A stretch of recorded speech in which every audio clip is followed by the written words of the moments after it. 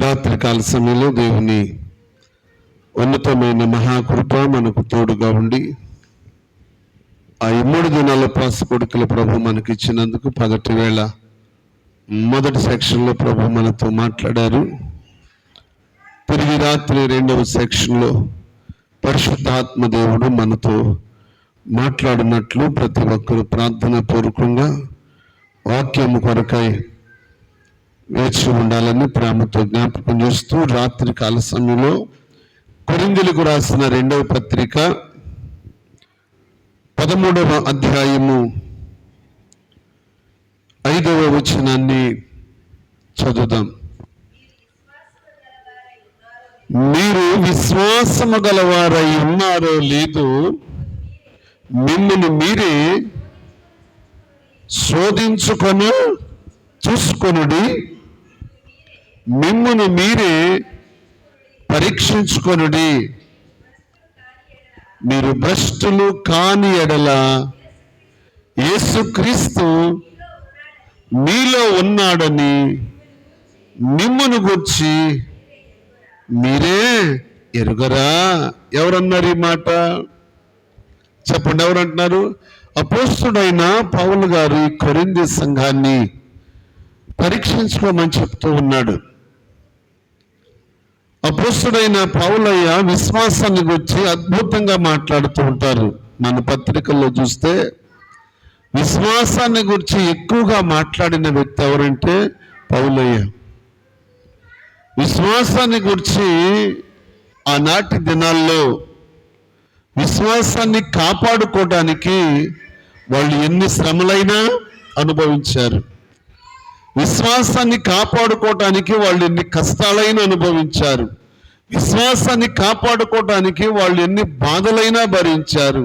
విశ్వాసాన్ని కాపాడుకోవడానికి కొరడా దెబ్బలు తిన్నారు. విశ్వాసాన్ని కాపాడుకోవడానికి బెత్తాలతో కొట్టబడ్డారు, రంపాలతో పొయ్యబడ్డారు. బిడ్లారా, విశ్వాసం కాపాడుకోవడానికి ఎన్ని శ్రమలైనా భరించారు, ఎన్ని కష్టాలైనా భరించారు ఆనాటి కాలంలో అపోస్తలులు. కారణం ఏంటంటే వాళ్ళు శరీరాన్ని తమకెన్నడూ ఆధారము చూసుకోలే. శరీరాన్ని కానీ శరీర ఇచ్చలను కానీ వాళ్ళు ఎన్నడూ ఆధారం చేసుకోలేదు. వాళ్ళ శరీరముతో దేవుణ్ణి మహిమపరచడం తప్ప, విశ్వాసాన్ని కాపాడుకోవటం తప్ప, వారి పరిగేంటో చూసుకోవటం తప్ప వారు వేరొక దానిని ఎన్నడూ ఆశించినది లేదు. అందుకే విశ్వాసమునకు కర్తయు దానిని కొనసాగించువాడునైన యేసు వైపు చూస్తూ ఏమన్నాడు? నా పందెరంగమును ముందుకు సాగుతున్నాను. స్తోత్రం చెప్పండి. విశ్వాసానికి కర్త ఒక ఆయన ఉన్నాడు. అదుగా కర్తను నేను వెంబడిస్తున్నాను. నా విశ్వాసాన్ని కాపాడుకున్నాను, నా పరుగును తుదముట్టిస్తున్నాను అని సంఘానికి పౌలయ్య ఎన్నో పర్యాయాలు విశ్వాసాన్ని గురించి చెప్తాడు. మీరు విశ్వాసమును కృప ద్వారానే రక్షించబడ్డారు. సంఘానికి అద్భుతమైన మాటలు చెప్పాడు పౌలయ్య. ఈనాటి కాలానికి విశ్వాసాన్ని కాపాడుకోవడానికి బాధలు అడ్డొస్తున్నాయి. బిడ్డలారా, విశ్వాసంలో నిలబడటానికి బిడ్డలు చాలా మంది సాహసించలేకపోతున్నారు. కష్టం వచ్చినప్పుడు, ఇబ్బంది వచ్చినప్పుడు, లేదా రకరకాలటువంటి పరిస్థితులు ఎదురైనప్పుడు వాళ్ళు విశ్వాసము నుండి ఏమైపోతున్నారు? తొలగిపోతున్నారు. శ్రమ వచ్చినప్పుడు వాళ్ళు శ్రమలో విశ్వాసాన్ని కాపాడుకోలేకపోతున్నారు.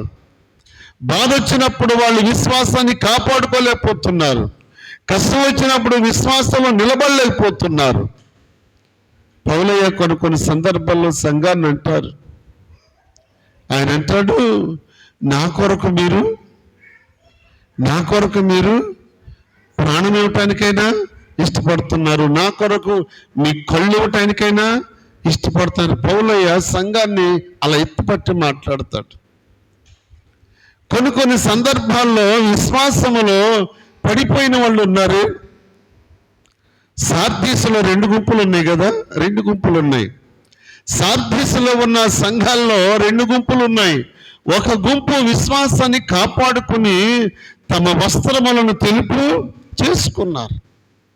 క్రీస్తు కొరకు నిలబడ్డారు. వాళ్ళు ఎన్ని బాధలు వచ్చినా, ఎన్ని శ్రమలు వచ్చినా, ఎన్ని కష్టాలు వచ్చినా వాళ్ళు విశ్వాసాన్ని కాపాడుకున్నారు, భక్తిని కాపాడుకున్నారు. బిడ్డలారా, ఈ లోకాన్ని వాళ్ళు ఆధారం చేసుకోలేదు. ఈ లోకంలో ఉన్న వాటిని వాళ్ళు ఎన్నడూ ఎంచుకోలేదు. ఇవన్నీ మాకు స్థిరమైనవి కాదు అని వాళ్ళు అస్థిరమైన వాటిని విడిచిపెట్టి స్థిరమైన దాని కొరకు వాళ్ళు ఆశించారు. కానీ మనమైతే కొంచెం బాధ వస్తే మందిరం మానేయటం, కష్టం వస్తే మందిరం మానేయటం, ఇబ్బందులు ఉంటే మందిరం మానేయటం, ఏదైనా గొడవ అయితే మందిరానికి మానేయటం, ఇది ఆనవాయితీ అయిపోయింది. నా దేవుని బిడ్డలారా, గొడవ వచ్చినా, ఇబ్బంది వచ్చినా, ఇరుకు వచ్చినా, శ్రమ వచ్చినా, శోధన వచ్చినా, ఇలాంటి పరిస్థితులు ఇవన్నీ ఎందుకు వస్తాయో తెలుసా? నిన్ను విశ్వాసము నుండి, చెప్పండి, నిన్ను విశ్వాసములో నిలబడకుండా చేయటానికే వచ్చేది. నిన్ను విశ్వాసములో పడగొట్టడానికి కష్టం వస్తుంది. నిన్ను విశ్వాసమును తొలగించడానికే శ్రమ వస్తుంది.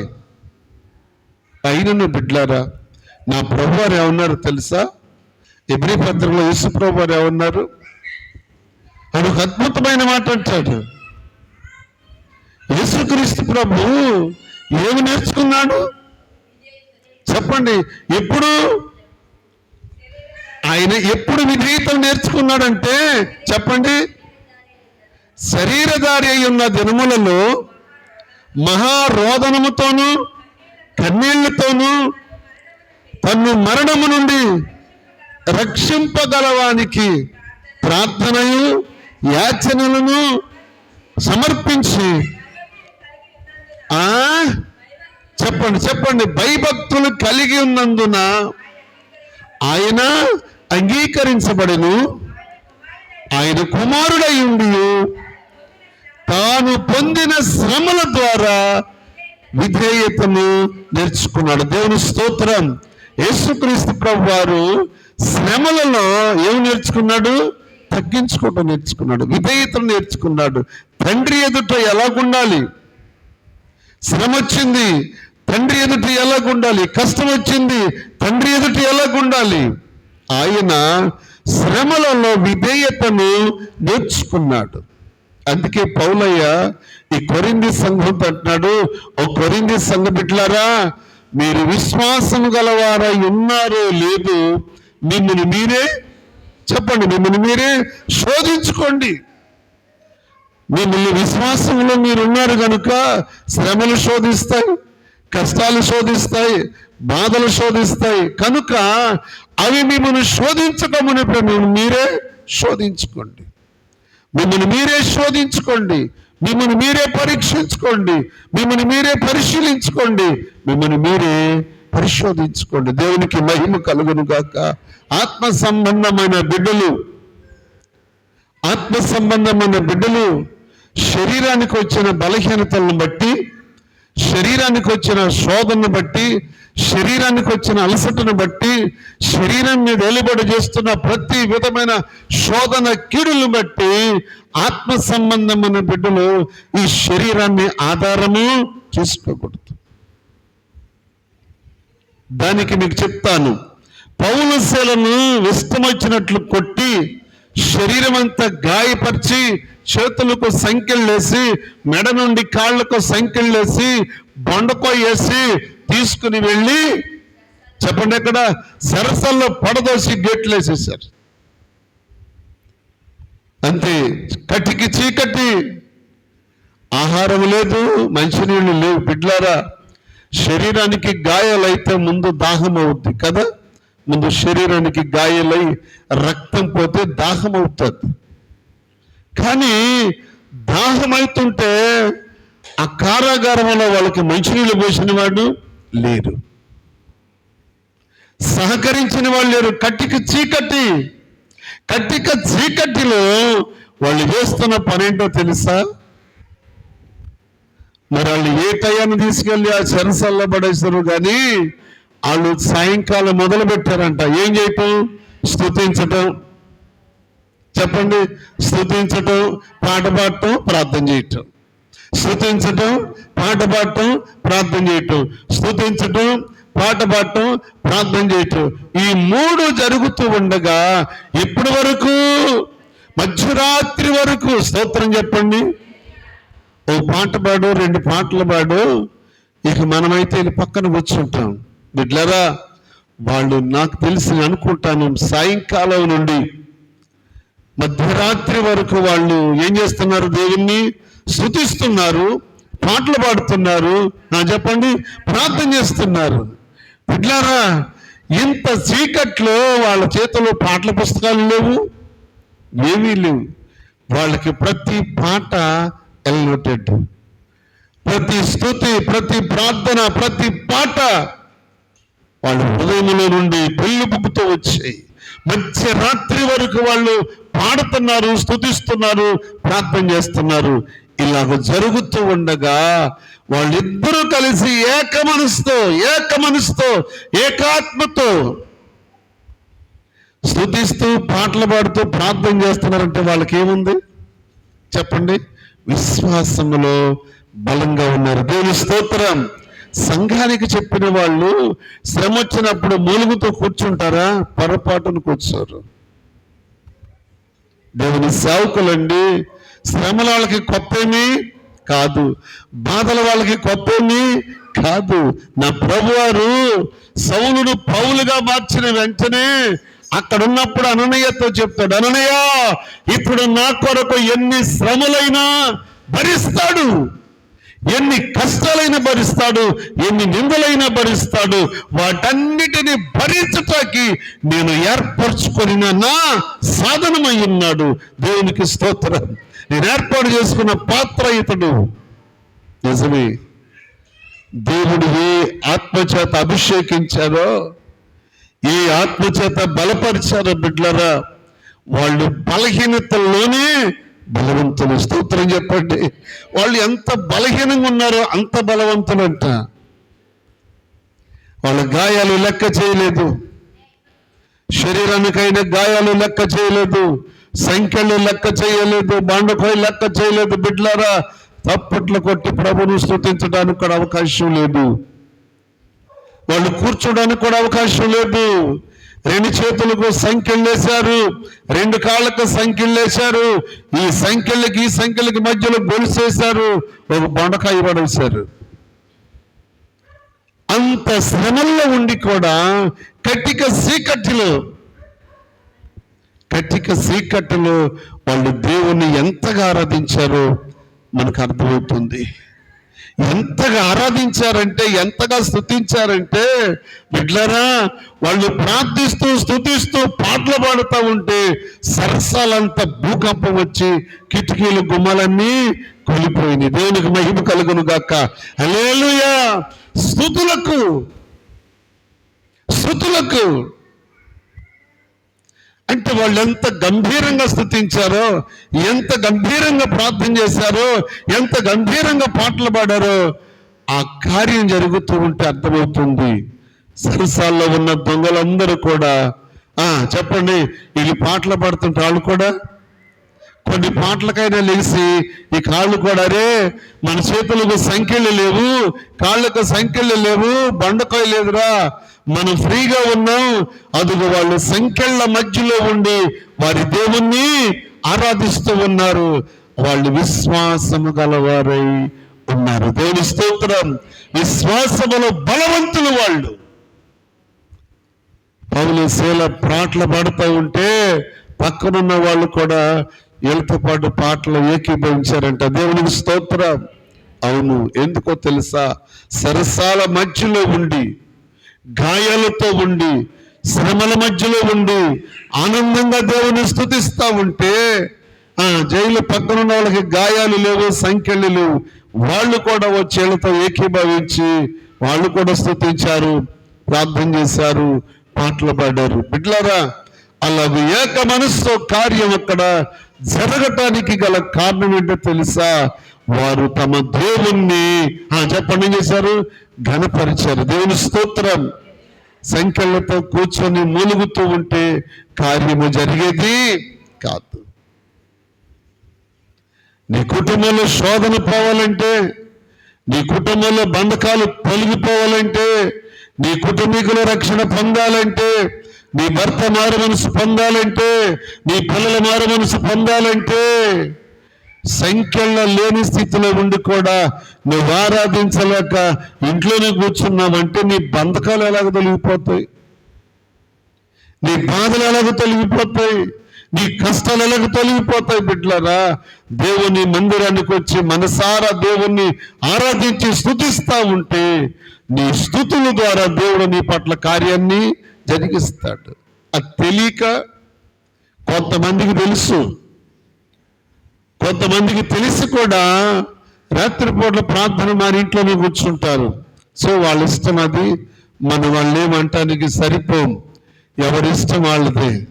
భక్తి చేయాలనుకున్న వాళ్ళు భక్తి చేస్తారు, విశ్వాసాన్ని పెంచుకోవాలనుకున్న వాళ్ళు పెంచుకుంటారు, విశ్వాసంలో జారిపోవాలనుకున్న వాళ్ళు జారిపోతారు. చేయగలిగింది ఏమీ లేదు. బిడ్డలారా, పౌలు శీల సరసాలలోనికి వెళ్ళుట ఎవరికి మేలు చెప్పండి? పౌలు శీలకు మేలా? బిడ్డలారా వినండి, ఎవరికి మేలు? సరసాలలో ఉన్న సరసాల అధికారికి మేలు. స్తోత్రం చెప్పండి.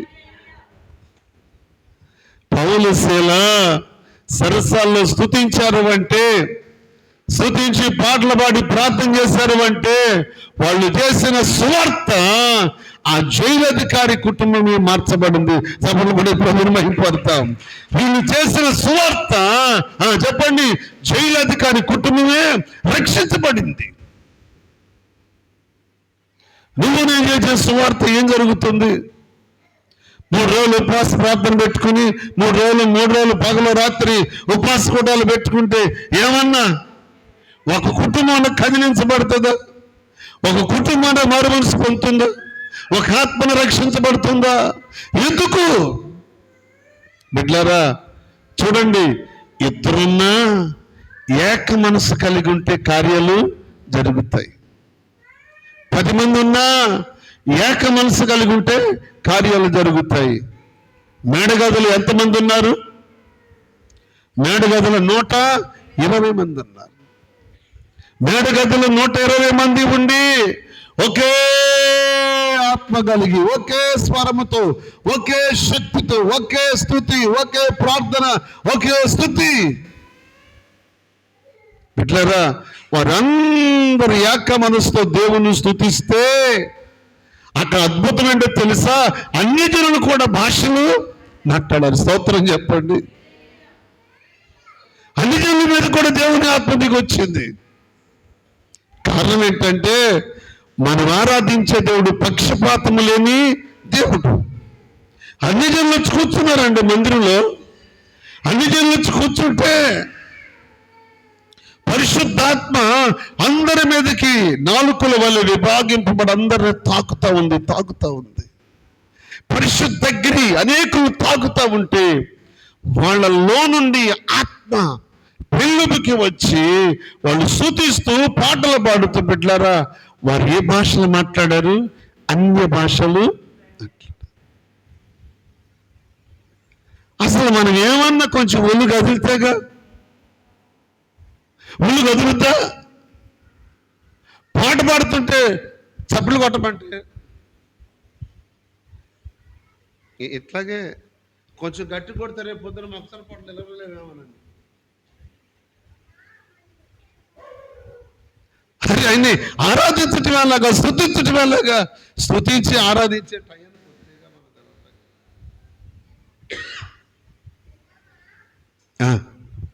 అన్నిటికీ టైం మెయింటెన్స్ ఉంటుంది. దేనికి ఉండదు? ప్రార్థనకు ఉంటుంది. ఉదయం 6 గంటలకు తోటలోకి వెళ్ళిపోతే రైతు ఊరుకోడండి. కానీ బిడ్డలారా, సమయాన్ని కొంచెం ప్రభువును ఆరాధించడానికి ఒక క్రమం. ఏది నీ క్రమం? ఏది నీ పద్ధతి? దేవుని సన్నిధికి వచ్చి సంఖ్యల మధ్యలో ఉన్న వాళ్ళు స్తుతించటం, పాటలు పాడటం, ప్రార్థన చేస్తేనే సరసాల పునాదులు చెప్పండి, కిటికీలు గుమ్మాలు గడగడ గడగడ. అంత కార్యం జరగడానికి గల కారణం ఏంటో తెలుసా? చెప్పండి ఏంటది? చెప్పండి ఏంటది? వాళ్ళు స్తుతించారు. స్తుతిస్తా ఉంటే దావీదంటాడు, నువ్వు ఇశ్రాయేలు చేయు స్తోత్రముల మీదకు ఆశీనుడు. స్తోత్రం చెప్పండి. ఆయన దిగి వస్తాడు అక్కడికి.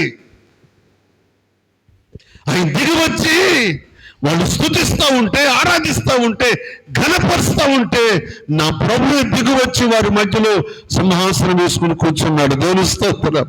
హల్లెలూయా. సరసాల కాదు, పెను తుఫానులో ఉన్న సముద్రమే నోరు మూసుకుంది. సరసాల గుమ్మాలంతా కదలటం. ఇక్కడే కాదు బిడ్డలారా, వారు స్తుతిస్తూ ఉంటే పరలోకపు గమనులు, చెప్పండి, పరలోకపు గమనులే కదిలాయంట. నువ్వు స్తుతిస్తే, నువ్వు ఆరాధిస్తే, నువ్వు గణపరిస్తే, నువ్వు పాటలు పాడితే, నువ్వు ప్రార్థన చేస్తే కనీసం ధ్వని కూడా పుట్టదు. దేవుని పిల్లలకు అది కాదు బిడ్డలారా. స్వరమెత్తి బలంగా ప్రార్థన చేసి బలంగా పాట పాడితే ఏమవుతూ? నా స్వరం పక్కా వింటదేమో. పక్కనున్న వాళ్ళు కాదు వినేది నీ స్వరాన్ని. ఎవరు వినాలి? యేసయ్య వినాలి. స్తోత్రం చెప్పండి. ఆయన వినాలి. నీ విశ్వాసం ఆయన చూడాలి, నీ భక్తి ఆయన చూడాలి, నీ ప్రార్థన ఆయనకి వినపడాలి.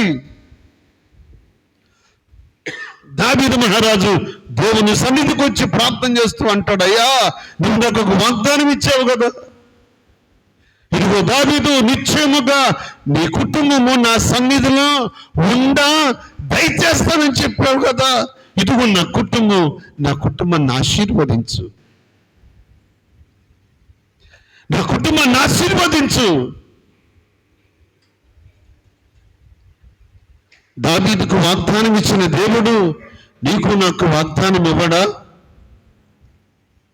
ఆనాడు కార్యం చేసిన దేవుడు ఈనాడు చేయగలడు.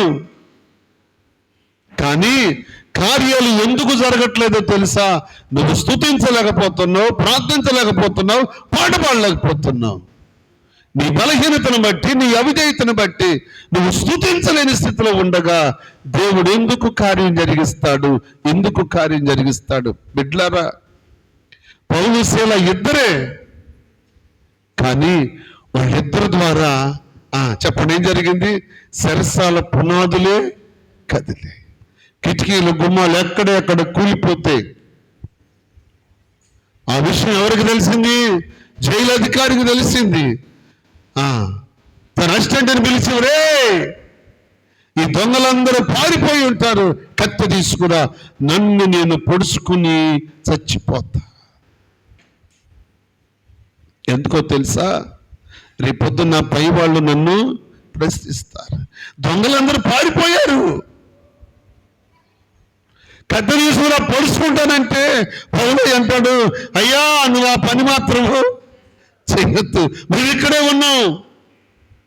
మీరిద్దరమే కాదు, ఇదిగో తోటి దొంగలందరూ కూడా ఇక్కడ. వాళ్ళందరూ దొంగలండి. వీళ్ళు దొంగలా? పౌరుశీల దొంగలా? కాదే. వీళ్ళిద్దరు యథార్థతను బట్టి దొంగలు కూడా పారిపోకుండా అక్కడే ఉన్నారు. దేవుని స్తోత్రం. అద్భుతం. ఆ రాత్రికి రాత్రే వాళ్ళ విశ్వాసాన్ని, వాళ్ళ యథార్థతను, వాళ్ళ భక్తిని, వాళ్ళ విశ్వాసాన్ని చూసి సంఖ్యలు ఎక్కడ ఇప్పేసి పౌలు శీలను జైలు అధికారి ఇంటికి ఎక్కడ తీసుకెళ్ళాడు? ఇంటికి తీసుకెళ్ళి రాత్రి వారి గాయాలు కడిగి, వారికి వైద్యం చేసి, వారి ద్వారా సువార్త విని, అయ్యా సువార్త చెప్పమంటే పౌలు శీల వాళ్ళకి సువార్త చెప్పితే ఆ రాత్రి జైలు అధికారియు తన ఇంటి వారును రక్షించబడ్డారు. దేవుని స్తోత్రం. బిడ్డలారా, పౌలు శీల జైల్లోకి వెళ్ళినందుకు జైలు అధికారి కుటుంబమే రక్షించబడింది. ఒక విశ్వాస అయిన సేవకుడైన శ్రమ పాలైనప్పుడు, బాధల్లో ఉన్నప్పుడు, కష్టాల్లో ఉన్నప్పుడు, శ్రమలో ఉన్నప్పుడు బిడ్డలారా, శ్రమలో కానీ విధేయతను నేర్చుకుని శ్రమలో ఉండి దేవునికి మొరపెట్టగలిగితే ఏం జరుగుతుందో తెలుసా? నీ ప్రార్థన కొన్ని కుటుంబాలకు విడుదల, లేదా నీ ఇంటి వారికి విడుదల కలుగుతుంది. యూదియా శ్రమలు అనుభవించింది, యూదియా చూసింది. దైవజనులను ఇంటికి తీసుకుని వెళ్ళింది, ఇంటి వారికి సువార్తను వినిపించింది. ఆ రాత్రి యూదియా తన ఇంటి వారు రక్షించబడ్డారు. మనం చేయగలిగింది ఏంటి? కుటుంబ ప్రార్థన పెట్టుకోవటానికి గడగడలాడుతున్నారు ఒక్కొక్కళ్ళు. కుటుంబ ప్రార్థన పెట్టుకోవటానికి బిడ్డలారా, ఎందుకు ప్రభువుని ఇంటికి తీసుకెళ్ళలేని అసమర్థత కలిగి ఉన్నారా ఈ రోజున? ఎందుకు ప్రభువుని ఇంటికి పిలవలేకపోతున్నావు?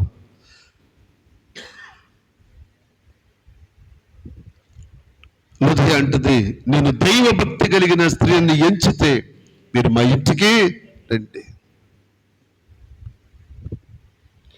ఆ మాత్రం చేయలేవా? ప్రభుని ఇంటికి పిలవలేవా? సువార్త కుటుంబానికి వినిపించలేవా?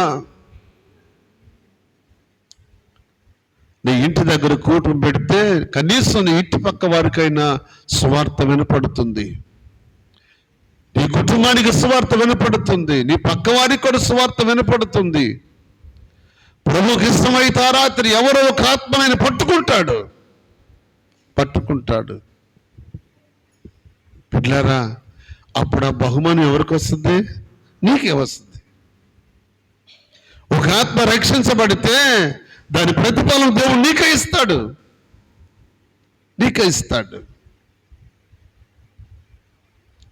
కనుక విశ్వాసము గలవారై ఉన్నారో లేదు మిమ్మల్ని మీరే చెప్పండి, పరిశోధించుకోండి. భక్తి కలిగి ఉన్నామో లేదో పరిశోధించుకోండి. ఈ 3 దినాల ఉపవాస కోడికల్లో మనం ఏమై ఉన్నామో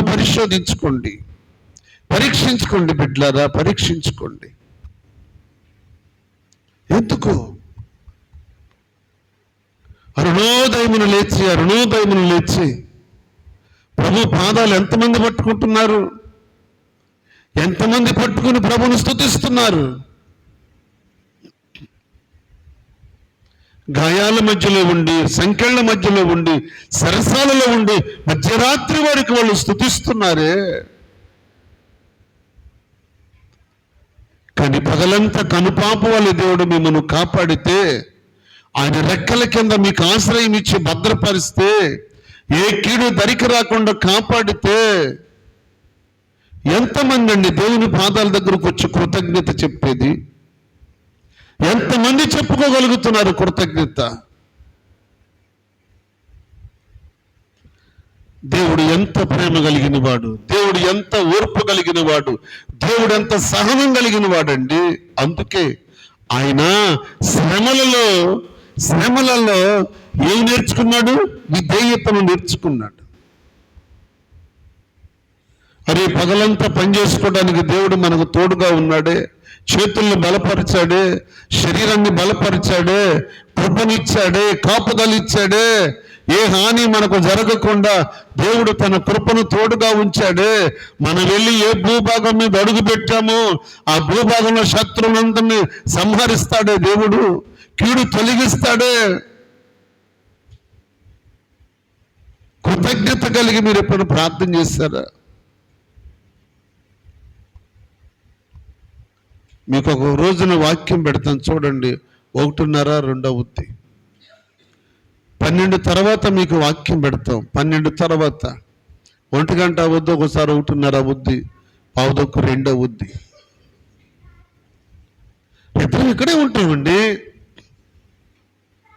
ఆ టైం దాకా, ఆ టైం వరకు, మధ్యరాత్రి వరకు ప్రభు పాదాల దగ్గర ఉండి మీ అందరి కోసం ప్రార్థన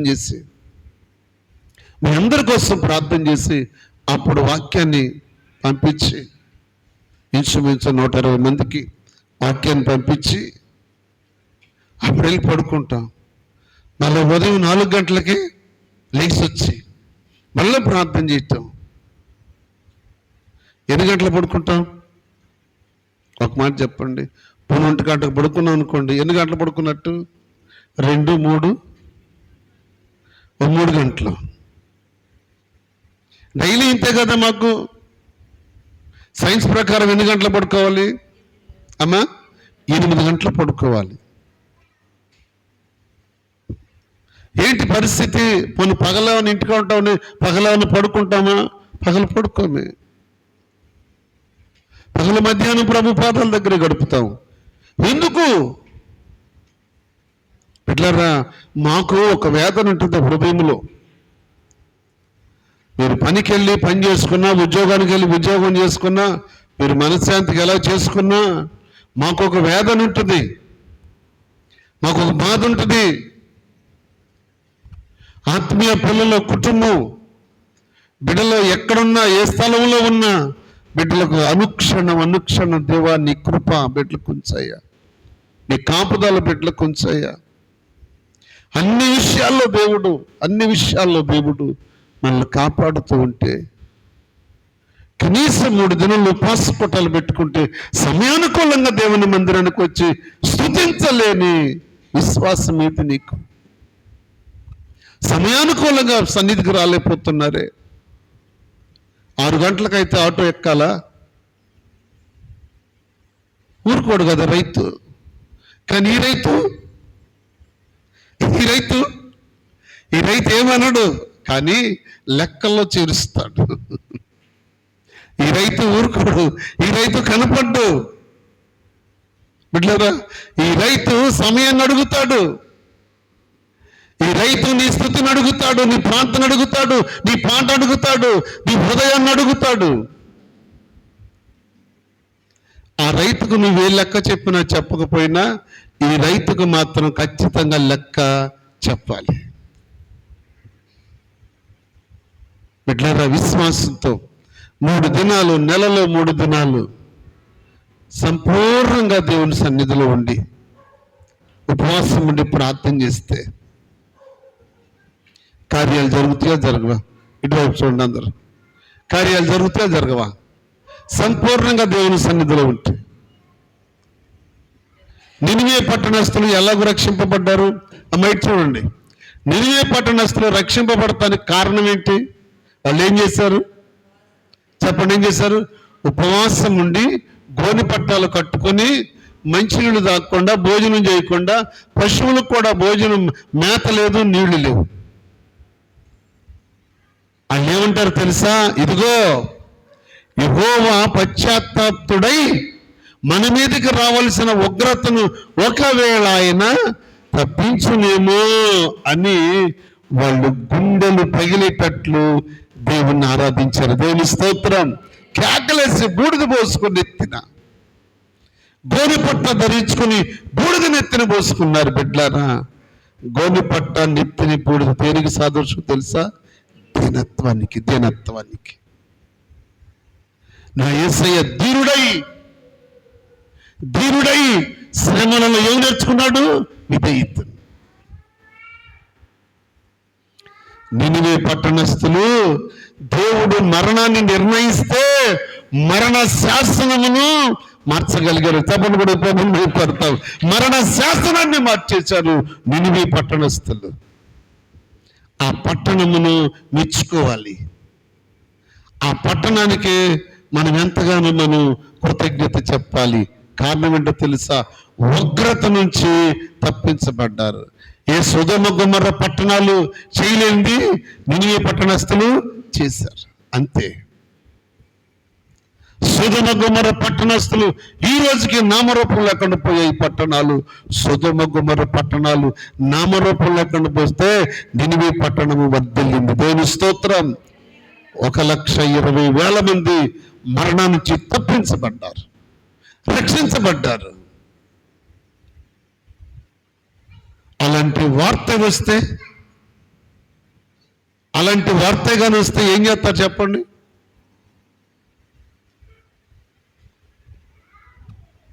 స్కైలో పడుద్దని చెప్పారు. మీకు ఎవరికైనా తెలుసా స్కైలో పడుద్దని? తెలుసా మీకు స్కైలో పడుద్దని? 82లోను 83లోను స్కైలో పడుద్దంటే ఇక అందరూ కోళ్ళు కోసుకోవటం, తినటం, బజార్లో రావటం, భజన చేయటం. అందరం తినండి. చెక్కలు తీసుకోవటం, సాయంకాలానికి బజార్లో రావటం, భజన చేయటం, పాటలు పాడటం, భజన చేయటం, ఫుల్గా ఉన్నాటిని కోసుకొని తింటాం. మేకను కోసుకోండి, మేకలు, గొర్రెలు కోసుకోండి, కోళ్ళు కోసుకోండి, కోళ్ళు కోసుకుంటాం, తింటాం.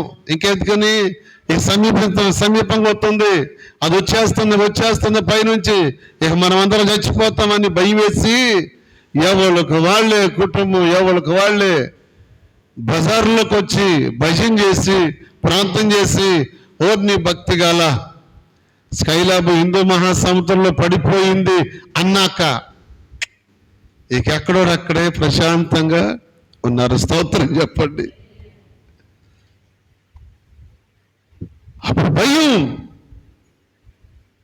కానీ బిడ్డలారా, నినివే పట్టణానికి 40 దినాల్లో నాశనం అయిపోద్దని చెప్తే వాళ్ళు ప్రాణాన్ని గుప్పిట్లో పెట్టుకుని దేవుని మీద ఆధారపడి ఉగ్రత నుంచి తప్పించబడ్డారు. అంతకుముందు వాళ్ళకి అంత విశ్వాసం ఉందా? చెప్పండి, ఉందా? లేదే. అంతకుముందు అటువంటి వార్త విన్నారా? లేదే. అంతకుముందు అటువంటి ప్రవక్త పట్టణానికి వెళ్ళాడా? వెళ్ళలేదే. వార్త వినటమే వాళ్ళకి భయము, ప్రవక్త వెళ్ళటమే భయము. అలాంటి పరిస్థితుల్లో నినివే పట్టణస్తులు రక్షించబడ్డారు. బిడ్డలారా, ఈనాటి దినాల్లో మన కుటుంబాల్లో మారు మనసు లేని వాళ్ళు, రక్షణ లేని వాళ్ళు ఎంతో మంది ఉన్నారు. మరి ఆ కిటికీలు కదలాలంటే చెప్పండి, ఆ బండరాళ్ళు కదలాలంటే, అవి కదిలి పోగాలంటే, భయపడాలంటే ఏం చేయాలి? మనం స్తుతించాలి, పాటలు పాడాలి, ప్రార్థన చేయాలి. ఇది జరిగిన రోజున దేవుడు కార్యాలు జరిగిస్తాడు. ఎప్పుడైతే మందిరంలోకి అందరూ వచ్చి, బిడ్డలందరూ మందిరానికి వచ్చి ఉపవాసం ఉండి అందరూ ఏక మనసుతో ప్రార్థన చేస్తారో అప్పుడే నా దేవుడు కార్యాలు చేస్తాడు. దేవుని స్తోత్రం.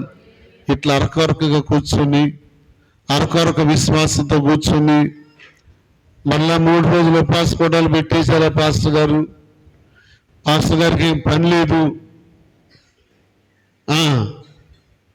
ఏం పని లేదు, నెలకు 3 రోజులు ఉపవాస కోటాలు పెట్టి మమ్మల్ని ఇబ్బంది పెడుతుండే సనిగే మనస్తత్వం కలిగిన వాళ్ళు కూడా ఉన్నారు.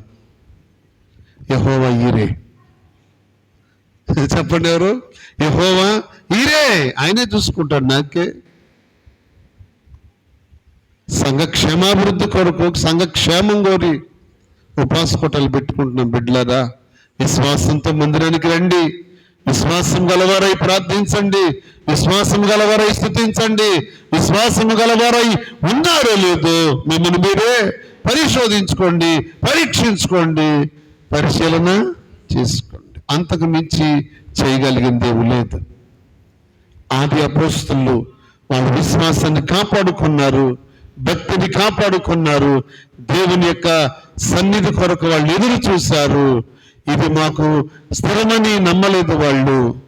వారికి ముందు పితరులైతే మేము యాత్రికులమును పరదేశులమై ఉన్నామని పాట పాడారు, వాళ్ళు వెళ్ళిపోయారు. కానీ విశ్వాసాన్ని కాపాడుకుంటావు, భక్తిని కాపాడుకుంటావు, కుటుంబాన్ని రక్షించుకుంటావు, నీ చేతుల్లో పెట్టాడు దేవుడు. దాన్ని కొనసాగించవలసిన బాధ్యత నీ చేతుల్లో పెట్టాడు దేవుడు. దాన్ని నిర్వర్తించవలసిన భారం నీకు ఇచ్చాడు. అది నీ ఇష్టం, నీ చేతుల్లోనే పెడుతున్నాడు. దేవుడి మాటలు మన కొరకై దీవించునుగాక. ఆమేన్. ప్రార్థన చేసుకుందాం బిడ్డలారా.